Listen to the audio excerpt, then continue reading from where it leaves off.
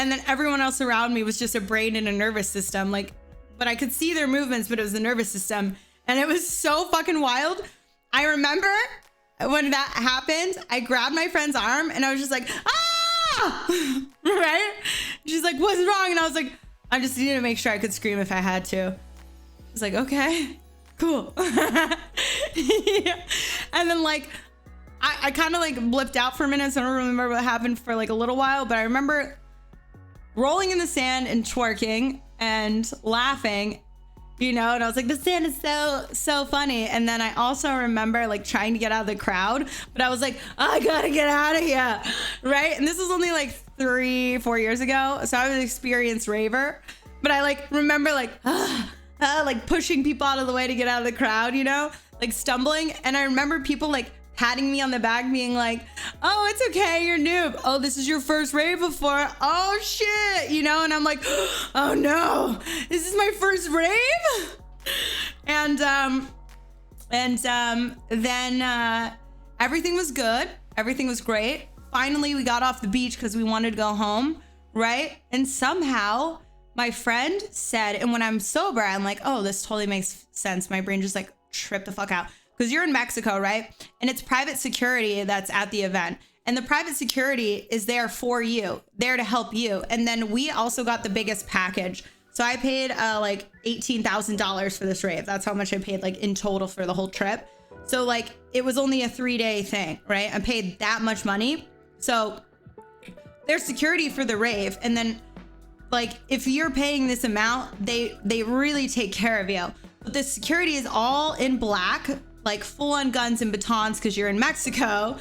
And we like come out of the rave and the security is like, hey, do you guys need help? And I'm like, oh shit. Because when we first got there was a coordinator woman who was like, hi, I'm Jessie, I'm the coordinator. And I had promoted myself going there via Instagram. So that the guy who did the design for the set, the lighting guy and the engineer, they all came out and met me the first night before we even like went into the rave. So everyone already knew who I was and they're like, hey, do you need some help? This like cop looking guy, like SWAT all in black. And I just like immediately thought that he was like the Mexican police. And I was like, oh my God. And I think my friend, she said to me in the middle of the rave, like, oh, this is just too good to be true because we didn't have to pay for anything. And they were giving out like awesome stuff.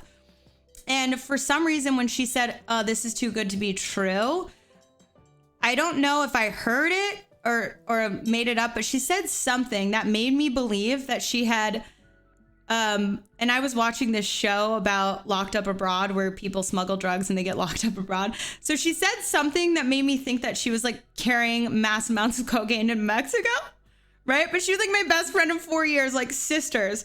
But when I was high in that moment, I was like, oh my God, it's too good to be true. She's worried people are going to come get her. Like she's smuggling cocaine into Mexico, right? Like that's what my brain did to me.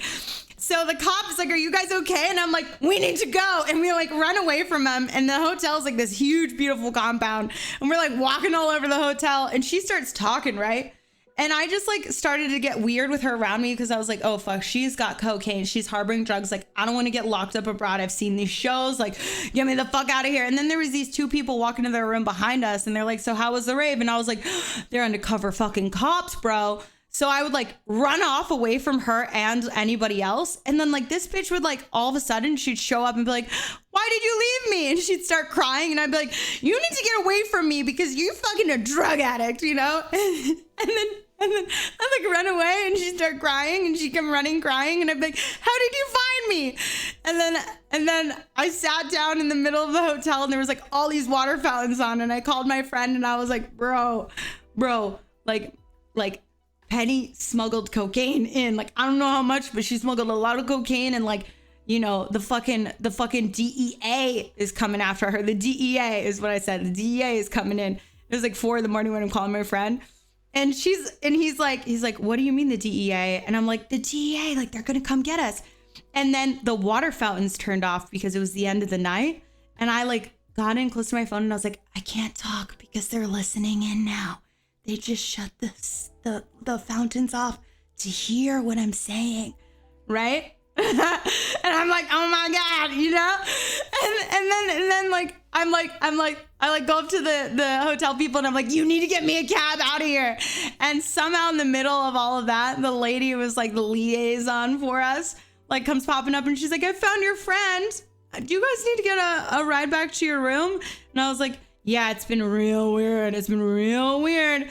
And she's like, what do you mean? And I'm like, I don't know. There's like cops following us. Like, you know, like, I don't know what my friend does in her own life, but like, I'm just here living my own life. I'm just trying to live here. Like, I just want to have a good time. I didn't do nothing wrong. And she's like, oh, this is our security staff.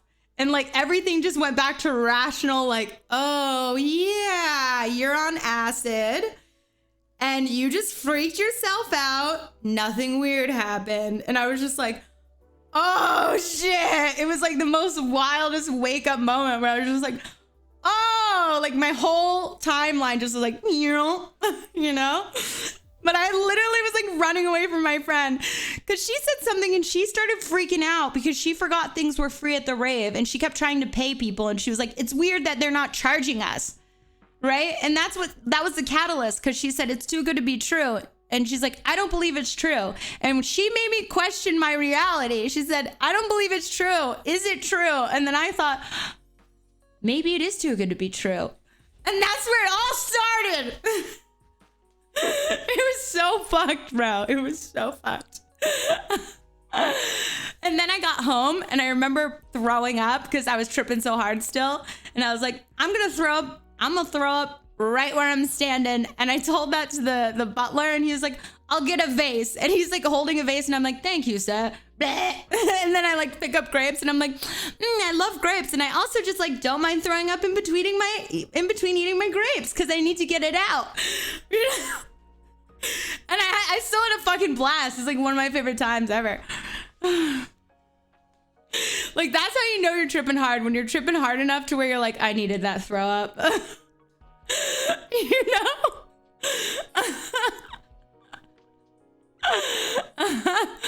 Oh my god. Thank you, I'm John Wayne. Yeah, it's crazy, right? And then I went back the next day and did more. Oh my god, I had this friend that lied to me often about stupid shit. I kept telling him he's trapped in a web of lies and he couldn't move and saw spider webs all over him on shrooms. I love that story. Yeah, that's like, you can literally make people believe the weirdest shit. That's all these cult people, like that's how Marilyn, what's his name? Who's that crazy cult leader? Fuck, not Marilyn Manson. Manson, that's how Manson made people, Charles Manson made people believe he was God because you get him hot. Yep, I've been there.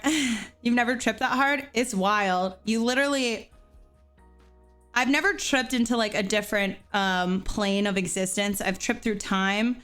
But I don't think I can trip into like, I wish I could like trip into different like aliens or something like that. But when you trip that hard, the air is like, everything is like alive and stuff. It's crazy. At an after party during my trip, I laid on a fluffy rug at my friend's place and it felt like snow. I kept making snow angels and then getting up and saying to everyone, look how beautiful my snow angel is, which is why my friends agreed to then start making snow angels themselves on the rug and everyone just laid on the floor. See, that's rad. That's beautiful. That's beautiful. Anything is possible on acid. This is true. Bro, get a bounce house. Get it. Get a bounce house. Get a bounce house. If you're on acid, get a fucking bounce house. Like that's your next birthday. My friends planned me a surprise birthday party where they had a fairy come, a fairy, a clown, and a face painter, and a blow up bounce house on acid. And then it also did follow with an all girl orgy. So that was awesome, but I'm sure you can't get friends like that. Some of you can, ladies. But it was rad. It was rad. It was really rad. Jumping in a bounce house and I was like fucking trippy as fuck. I did ask and went to the science center. That's the best place to be. Well, damn. I've done it at the aquarium. So I haven't been to the science center, which would be really awesome. I bet you just like understand everything all of a sudden. No, and it does change you forever. Hey, Rena, Pafu. I mean, I've had only one really bad experience, but I'm I'm very logical, and I didn't have true acid. The only time I had a bad experience, I had something called like 25 IM bomb, which is a synthetic form of acid. Don't do it. It makes you feel hopelessness. But I was aware of what was happening, and I was able to tell myself, you wanted this.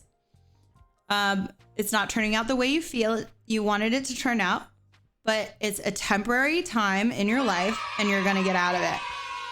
So even while I was like hopeless and sad, I didn't lose myself within it because I was like, oh, this is just the drugs talking. I still do go to festivals. I love them. Unacknowledged. It's about aliens and communicating with them. No, but I'm terrified of aliens. 25 IM bomb. It's the worst. The hurricane simulator was dope. Bro, that'd be fucking wild. XZ Flow, what's up with this? Thank you so much for the sub. First time I did shrooms, we picked them in cow fields when everyone is across the street at church. Did you watch them first? Make it right. Manapaufu, thank you for the gifted. Most synthetic versions of substances are terrible. Yeah, it was wow. I just saw and I heard decaying dead bodies in fractal patterns. So it's just like continuous fractal patterns of decay and dead bodies are coming out of each other into more, but they were dead bodies covered in like maggots and dirt. It was a very brown thing.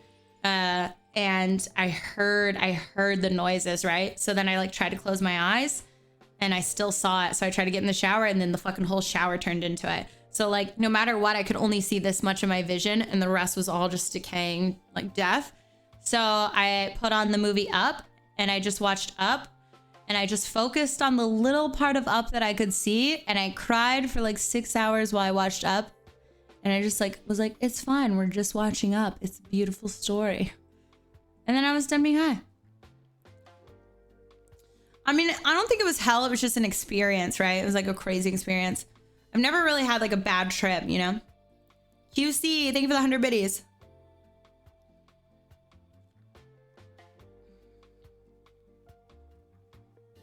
Make it rain. People think that if you're smart, you wouldn't do crazy stuff. What do you mean? I took a shower in the dark.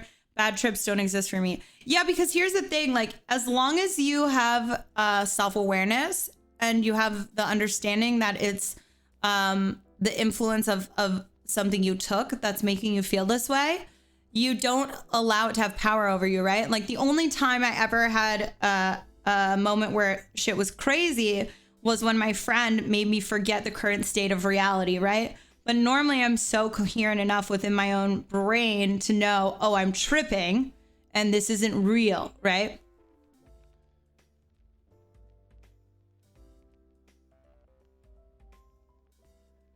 Wet wag. I like liquid. It gives you a cleaner trip for only like 2.5 hours and way better. You don't have the side effects of wanting to go to the bathroom. You don't feel like you're waterlogged. No, I absolutely hate sex when I'm tripping. I don't like anything sexual. I don't like not drugs. I don't like anything sexual. I don't want anybody to touch me in any way that's remotely sexual. Like, I feel like I get back to like my childhood mindset and I'm in a pure moment of curiosity and I don't want anybody to ruin that with sex.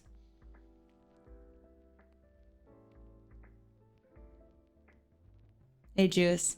I prefer shrooms over acid natural. I don't know. I think I like acid better. I just wish I could do acid and only go 6 hours instead of like 12, you know?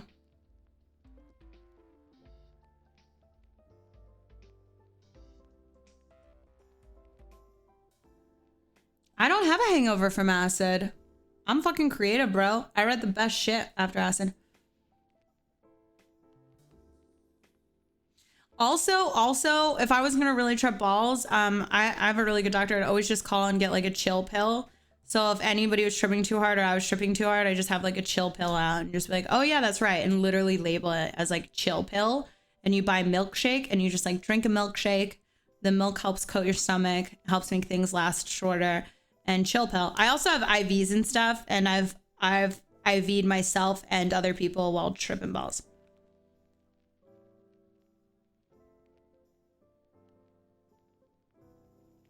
sometimes you get to the point where you just want to be done.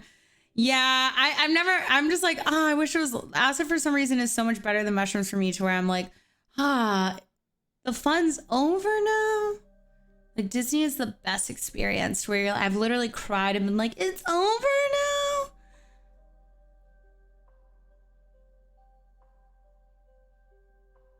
now. Totally, Lily. Watching basketball tripping is really fucking wild. Because if you're like watching it and you're watching these like little men run around, like, and they're like dribbling the ball so fast and like throwing it back and forth, that's a funny experience. Because I went to like a basketball type thing on acid, and I was like, this is hysterical, bro. Like, I was cracking up. Yeah, I was like, these guys look hysterical right now. It was so wild. Oh, it's my brother. Well, on the TV, they look smaller, you know? They look like little men.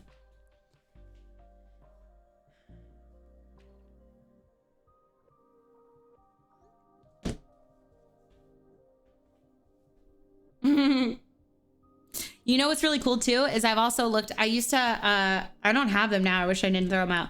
But I used to take acid and then look at CDs because you listen to music, right? So, and then if you look at the CDs, the CD comes to life, or like pictures, right? You're like looking at the CD and like whatever the picture is, or if it's like people on it, they like come to life and like start acting out. It's like a little world in your hand. Like, I love that stuff.